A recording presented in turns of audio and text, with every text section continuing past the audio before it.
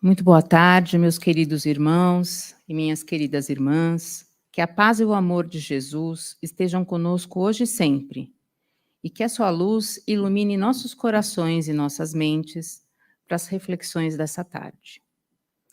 Agradeço imensamente a direção desta casa e ao plano espiritual pela oportunidade de estudo e aprendizado. Dando continuidade ao estudo do livro Nosso Lar, hoje vamos conversar sobre os capítulos 35 e 40, onde André Luiz nos conta suas experiências no plano espiritual, para que possamos aproveitar as lições que vivenciou. Nós vamos abordar alguns assuntos como os reencontros. Esse é o tema dessa palestra. A importância do reconhecimento dos nossos erros, buscando refazer os elos com aqueles que porventura tenhamos magoado ou prejudicado, e também sobre o papel de mestres que muitas vezes nossos adversários têm nas nossas vidas.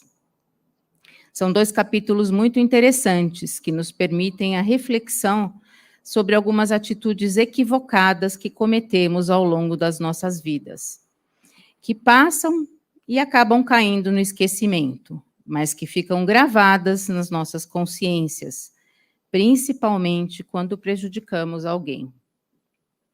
Como já aprendemos, algumas leis estão impressas na nossa consciência, como a lei da justiça, a lei da causa e efeito, as quais não temos como escapar, mais cedo ou mais tarde teremos que resgatar as nossas dívidas.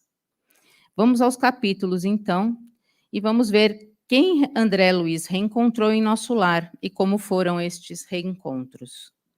No capítulo 35, André terminava sua tarefa de recolher os materiais e apetrechos provenientes das caravanas de samaritanos que retornavam do umbral, quando a voz de um dos samaritanos se fez ouvir carinhosamente ao seu lado. André, você por aqui? Que surpresa agradável! André descreve que reconheceu acanhado o velho Silveira, a quem seu pai, como negociante inflexível, despojara um dia de todos os bens. Teve menção de cumprimentá-lo, corresponder ao gesto afetuoso, mas a lembrança do passado o paralisou. Não podia fingir naquele ambiente novo, onde a sinceridade transparecia. Às vezes a gente consegue encobrir alguns sentimentos, né? Mas no plano espiritual, muito difícil. Compreendendo a situação e o constrangimento de André, o próprio Silveira acrescentou de forma generosa que ignorava que ele estivesse deixado o corpo físico e que também não pensava que iria encontrá-lo em nosso lar.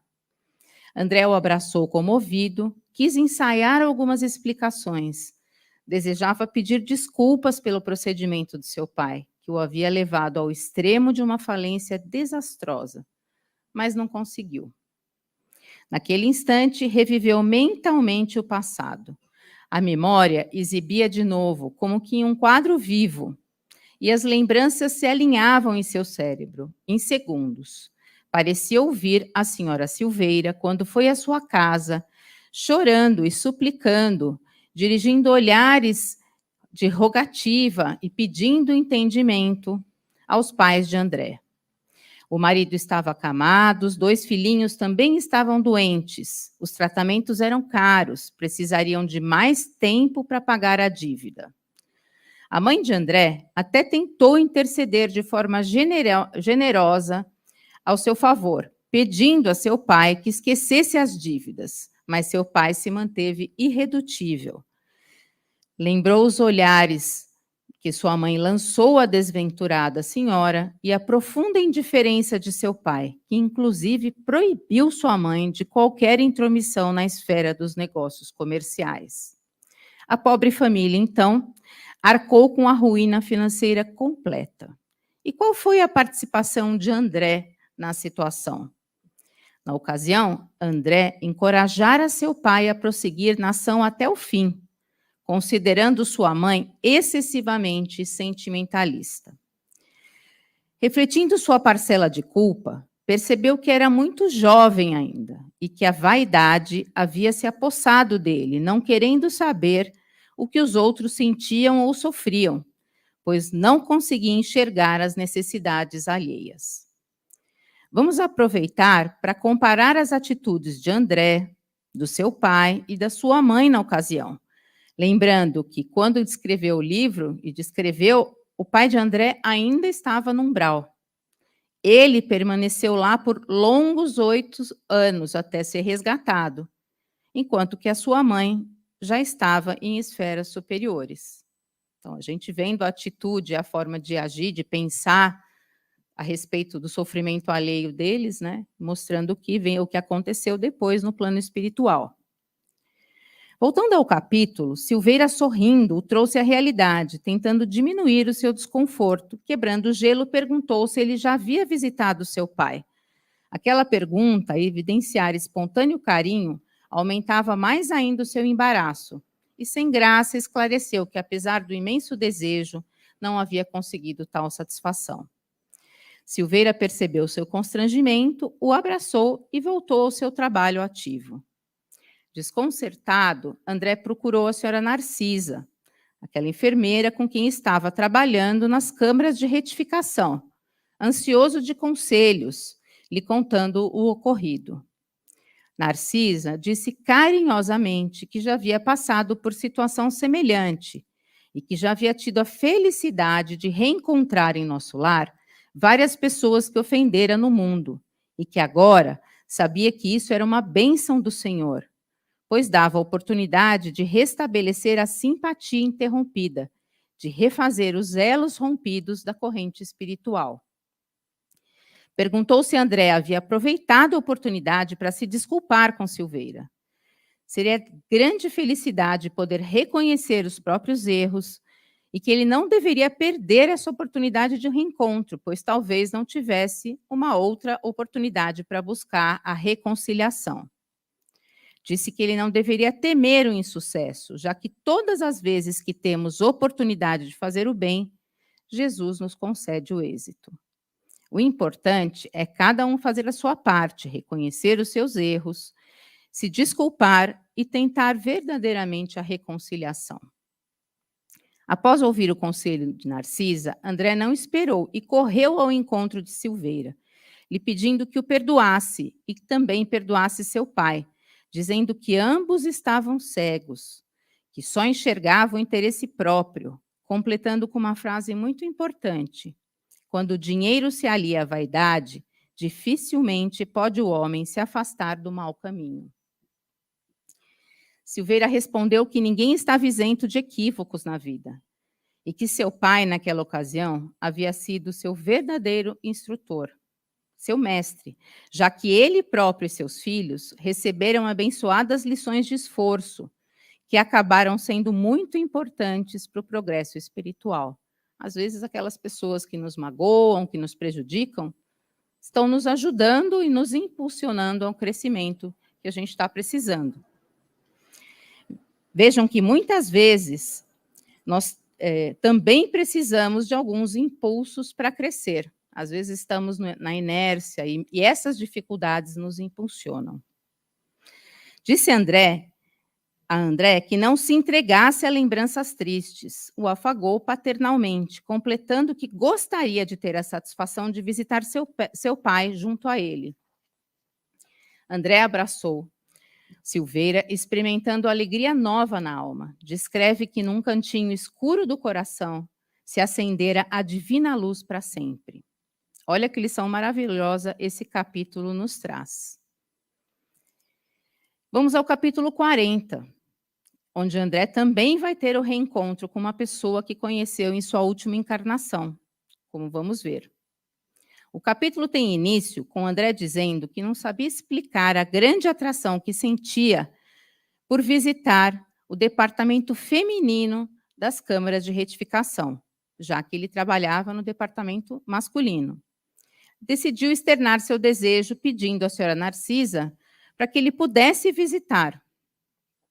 A senhora Narcisa respondeu prontamente, dizendo que quando nosso pai maior convoca determinado lugar, é que lá nos aguarda alguma tarefa. Cada situação na vida tem uma finalidade definida de aprendizado, o famoso nada acontece por acaso. Nós somos regidos pelas leis de causa e efeito, portanto, somos os construtores das nossas alegrias e das nossas próprias tristezas. Mais dias e menos dias, vamos usufruir de toda a alegria que merecemos e também vamos ter que reparar os erros cometidos. Como o próprio capítulo tem como título, quem semeia, colherá. Possivelmente, André tinha uma necessidade intuitiva de reparar algum equívoco do passado. Se nós nos mantivermos em sintonia com a espiritualidade amiga, mantendo sempre os nossos pensamentos no bem, não será difícil identificar essas intuições, que são como sugestões divinas, como intuições de oportunidades de reparo, às vezes através de situações do dia a dia, a quais somos atraídos. E não devemos perder essas oportunidades. Voltando ao capítulo, no mesmo dia, Narciso e André foram até a senhora Nemésia, que era a cooperadora do setor feminino das câmaras de retificação, que prontamente se mostrou favorável ao pedido, sugerindo que a senhora Narcísia o acompanhasse e mostrasse os serviços que julgasse mais convenientes ao aprendizado de André. Ambos foram, então, visitar o setor feminino, onde observaram filas de leitos bem cuidados, que exibiam mulheres que mais se assemelhavam a frangalhos humanos. Cenário bem semelhante ao que eles estavam habituados a ver no setor masculino. Vamos lembrar que essas câmaras de retificação são os lugares mais próximos ao umbral em nosso lar. Enquanto caminhavam, enumeravam observações, comentando sobre a vaidade dos homens, que sempre está ligada aos prazeres físicos. Quando atingiram o pavilhão 7, André fixou o olhar em alguém que despertou sua atenção, pensando quem seria aquele rosto familiar. Quem seria aquela mulher com expressão amargurada, cuja velhice parecia prematura, com lábios em expressão de resignação, olhos enevoados e tristes, que se mostravam defeituosos, ou seja, a mulher estava cega. Lembrou perfeitamente o dia. Com a memória inquieta, coração oprimido, em poucos instantes localizou o passado, localizou Elisa, aquela mesma Elisa que conhecera nos tempos de rapaz. Estava modificada pelo sofrimento, mas ele não tinha a menor dúvida. Lembrou perfeitamente o dia que ela, humilde, foi levada à sua casa, sendo admitida por sua mãe para serviços domésticos. Elisa era tão jovem quanto ele e lhe pareceu um pouco leviana, pois quando estavam a sós, comentava sem escrúpulos certas aventuras da sua mocidade, o que acabou por agravar ainda mais a sua irreflexão. E com isso André foi se deixando levar. Com o tempo, veio a intimidade excessiva entre eles. Recordou ainda o dia em que sua mãe o aconselhou, dizendo que aquela intimidade entre os dois não era apropriada, que não ia acabar bem. Era razoável que a tratasse com generosidade, mas convinha pautar a relação deles com sadio critério, sem tanta liberdade. André não ouviu o conselho da sua mãe e levou bem longe a camaradagem entre eles. Como resultado, sob enorme angústia moral, Elisa abandonou a casa de André, sem coragem sequer de lançar a ele qualquer olhar de acusação.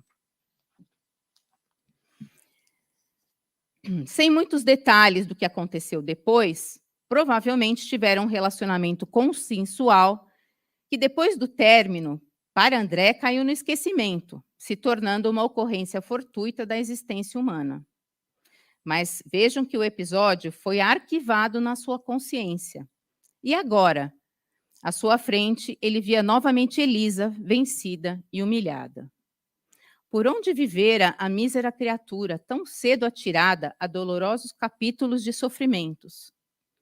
Vejam que ninguém o estava cobrando ou culpando, mas ele sentiu o coração apertado, pesado, ao se recordar daquela situação. No capítulo 35, no reencontro com Silveira, a culpa era compartilhada com seu pai.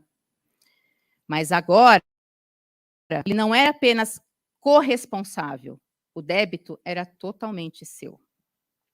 Chegou a tremer, envergonhado da exumação daquelas reminiscências. Mas, como criança, ansiosa de perdão pelas faltas cometidas, dirigiu-se a Narcisa pedindo orientação. Que maravilha, né? Que coisa boa a gente ter uma pessoa em quem confiar, que possa nos dar conselhos sábios, alguém que não nos julgue, não é mesmo?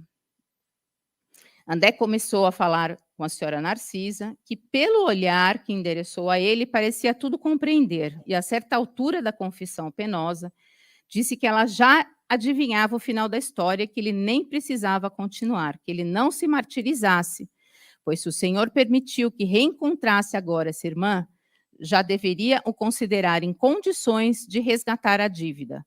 Bem-aventurados os devedores em condições de pagar.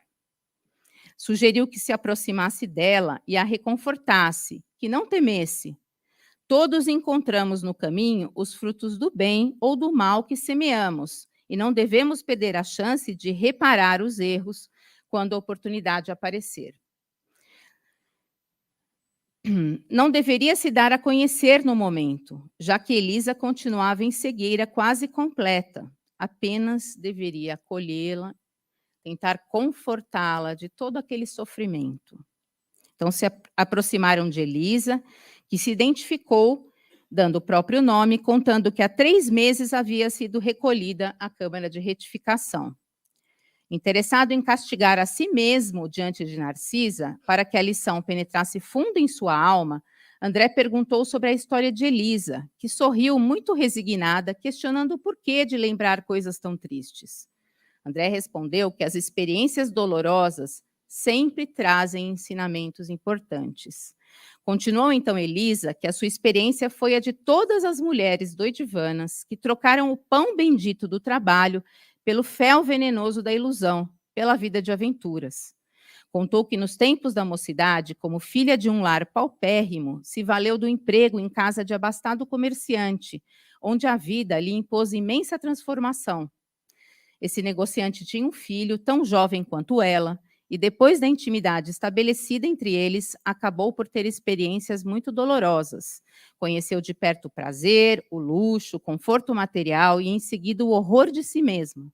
A sífilis, o hospital, o abandono de todos e as tremendas desilusões que culminaram na cegueira e na morte do corpo.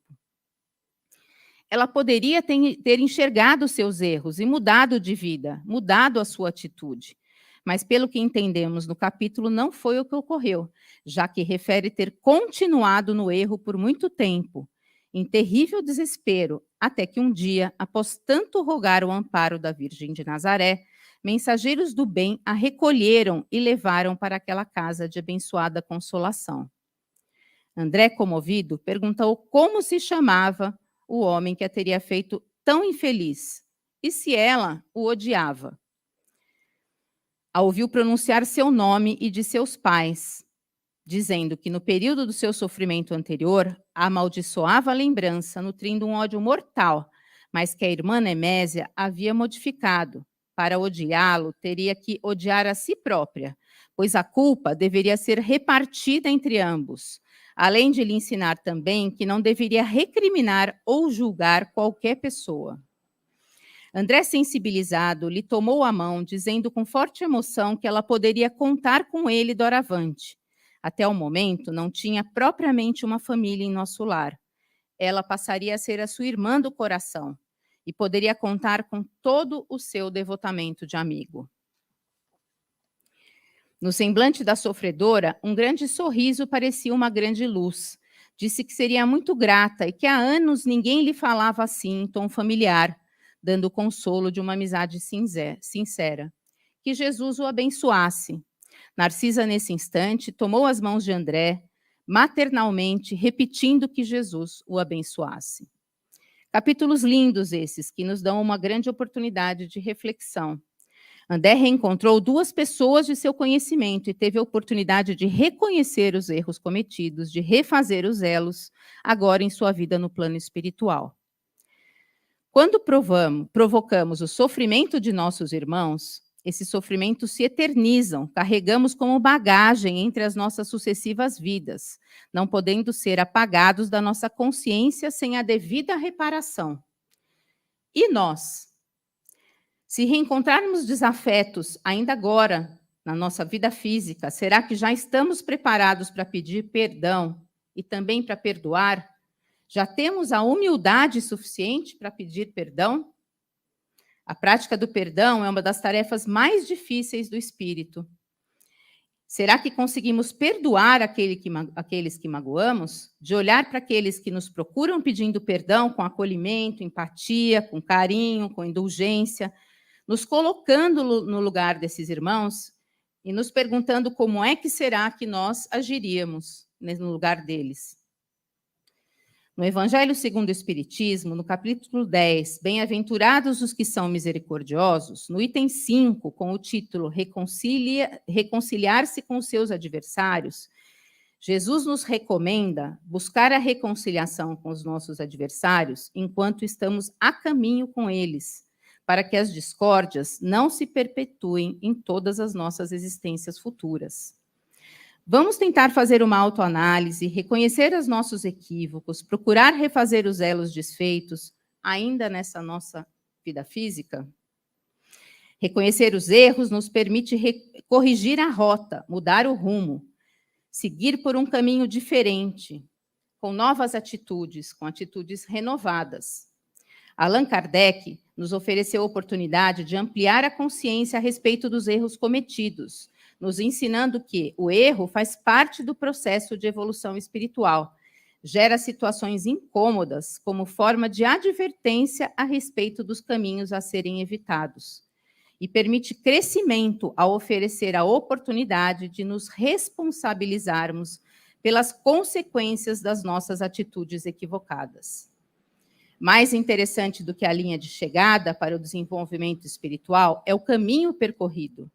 Durante o trajeto, crescemos, acertando ou errando, sorrindo ou sofrendo, e percebemos que foi exatamente aquela experiência que nos fez chegar onde chegamos. Que fiquem aqui estas reflexões e que a luz do nosso querido Mestre Jesus permaneça sempre conosco. Uma boa reunião a todos.